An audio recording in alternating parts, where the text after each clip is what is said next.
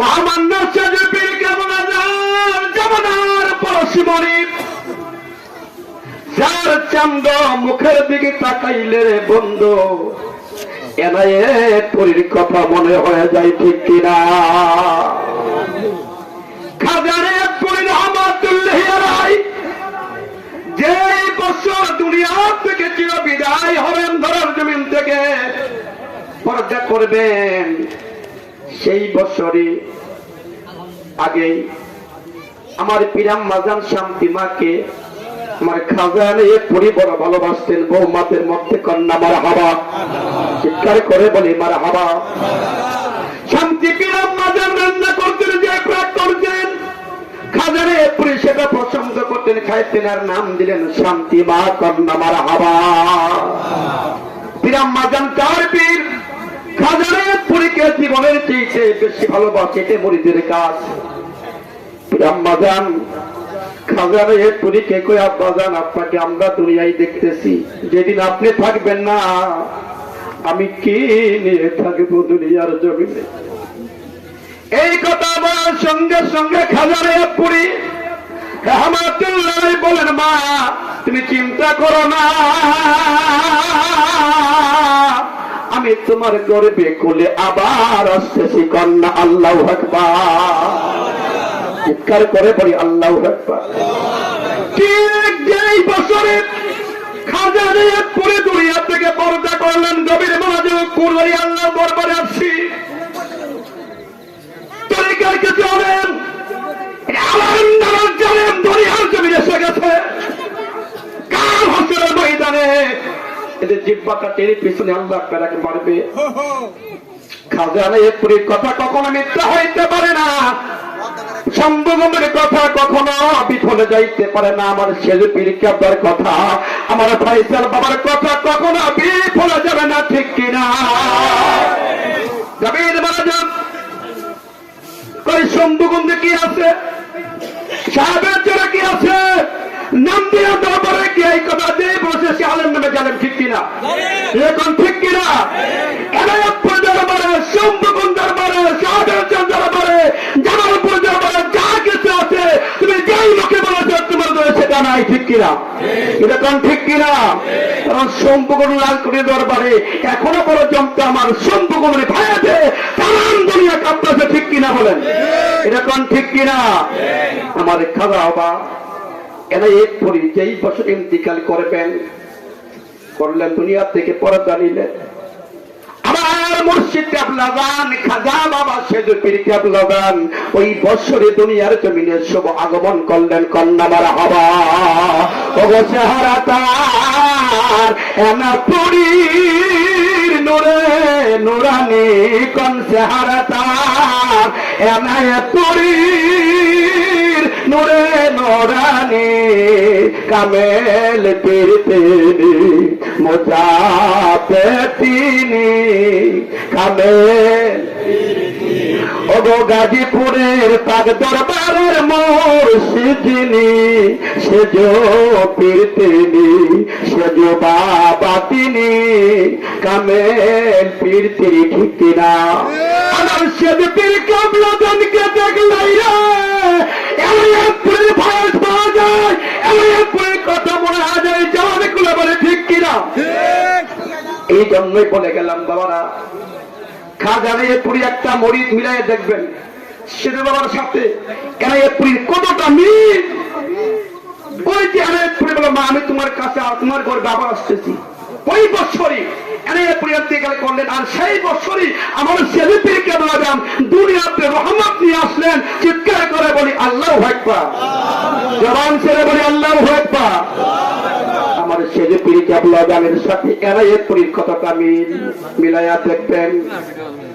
খাজানেপুরি একজন মরিদ, আসাম প্রদেশ বড়পেট একটা জেলা, সেই জেলায় একটা জাকের ভাই সেই তরিকা নেই নাই, কিন্তু ওলি আল্লাহ খাজানেপুরি ওই সময় তামাম জাহানের জন্য পীর ছিলেন, কোন ঠিক কিনা?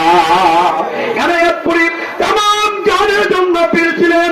কোন জায়গায় কোন মানুষটা বিপদের মধ্যে পড়ে গেছে, আমার খাজানেপুরি ওই মানুষটাকে বিপদ থেকে রক্ষা করতে একবার চিৎকার করে বলে না সুবহানাল্লাহ।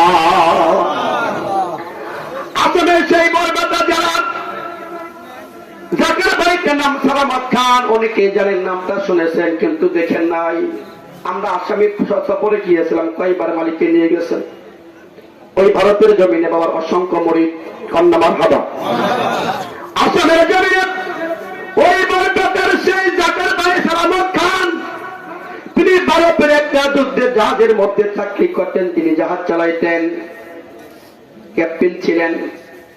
আটলান্টিক মহাসাগর, ওই আটলান্টিক মহাসাগরের মধ্যে ঘূর্ণিঝড়ের মধ্যে জাহাজটা পড়ে গেছে রে বন্ধু।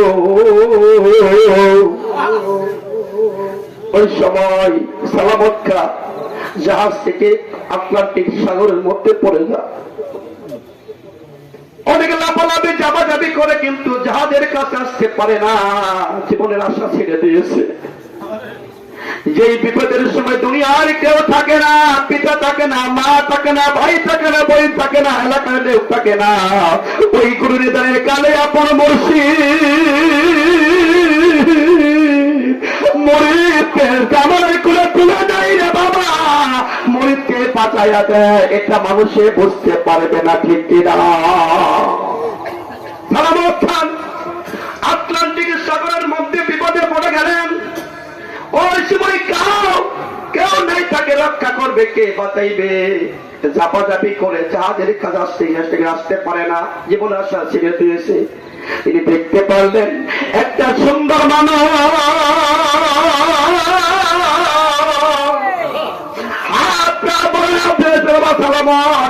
আয় আমার হাতটা ধরে নি বাবা, হাতটা ধরে ধরে হাতটা দিলেন। খাজারে পুরো সুন্দর মানুষ হাত না ধরে সালামত খানকে ওই জাহাজের মধ্যে উঠাইয়া দিলেন। ঝড় তুফানটা ঘূর্ণিঝড় থেমে গেল।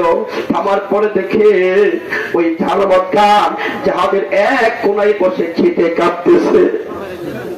জাহাজের মধ্যে যারা ছিলেন বললেন, ভাই আপনি এতক্ষণ কোথায় ছিলেন? আপনাকে আমরা খুঁজে পাইলাম না। সালামত খান চোখের পানি ছেড়ে কান্দে, আর কইতে মোটা যাবে না।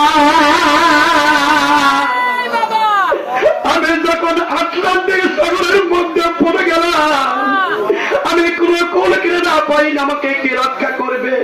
একজন সুন্দর মানুষ আমাকে হাত ধরে ডাকে, আয় আমার হাত ধরে নি বাবা। আমি হাতটা ধরার সঙ্গে সঙ্গে আমাকে উঠাইয়া দিল জাহাজের উপরে। এটাই জানি সেই মানুষটাকে আমি আর জীবনে দেখি নাই। হায়দরদি না এতুরি জিন্দা দেহ আউলিয়া, হায়দরদি না এতুরি। বাবা তুমি কামে ললি এই দরাতে আসিয়া, তুমি সালামতকে রক্ষা করলা আটলান্টিক সাগর হইতে। তোমার মতো এমন বান্ধব পাইলাম গাজীপুরেতে। হায়দরদি এনায়ে পুরি। সালামত খান বাবা দরবারে যা, অনেক জায়গায় খোঁজাখুঁজি করে সেই মানুষটার মধ্যে একটা মানুষ সেই দেখতে পারে না। ওই বরপেটা আসাম থেকে কাফেলা নিয়ে জাকের বেড়ালে তোর দরবারে আসতেছেন। সালামত খান কয়, তোমরা কোথায় যাও? ওই জাকের বেড়া বলে, আমরা বাংলাদেশে আমার পীরের বাড়িতে আমরা রইতে শরীর করার জন্য। সালামত খান কয়, আমাকে তোমরা নিয়ে যাইবা, নিয়ে যাইবা। সালামত খানকে সঙ্গে নিয়ে জাকের বাড়ি নিয়ে পুরুতাজ দরবারে শরীফে আসেন। সালামত খান ঘুরতেছে, দরবারে দেখতেছে, কিন্তু মুরিদের দরদি আমার জিন্দা পীরে খাজা বাবা এনায়ে পুরি শেওড়া তলায় বসে জাকিরদের মধুর বাণী শোনাইতেছেন। সালামত খান ওই মানুষের ফাঁক দিয়ে টাকারা দেখে, ওই যে সুন্দর মানুষটাই গো ওই আটলান্টিক সাগরের মধ্যে হাত পায়া তাকে রক্ষা করতে বাজায়া দিয়েছে। ওই সুন্দর মানুষটাই আমার খাজা বাবা এনায়ে পুরি। লাভ দিয়ে সালামত খান এনায়ে পুরীর কদমে যায়।